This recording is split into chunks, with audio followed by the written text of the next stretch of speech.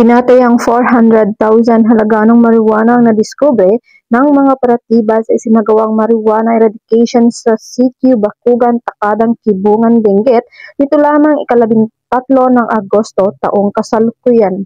Ayon kay Police Colonel Joseph P. Bayungasan, Provincial Director ng Benguet Police Provincial Office, naging matagumpay ang operasyon sa pagsisikap ng pinagsanib na puwersa ng mga operatiba sa pangunguna ng 1st Benguet Provincial Mobile Force Company, Kibungan Municipal Police Station, Provincial Intelligence Unit o Provincial Drug Enforcement Unit at iba pang ahensya ng kapulisan.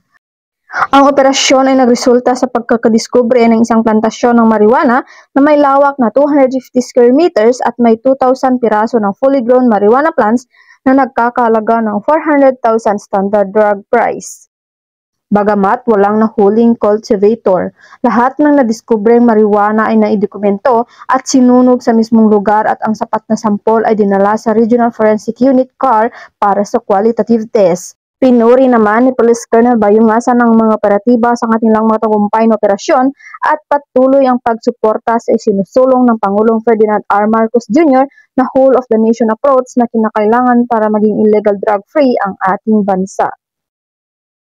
Mula dito sa Apayao Police Provincial Office, ako ang inyong PNN correspondent, Patrol Woman Mayra Beran, alagad ng batas, tagataguyod ng Balitang Pulis.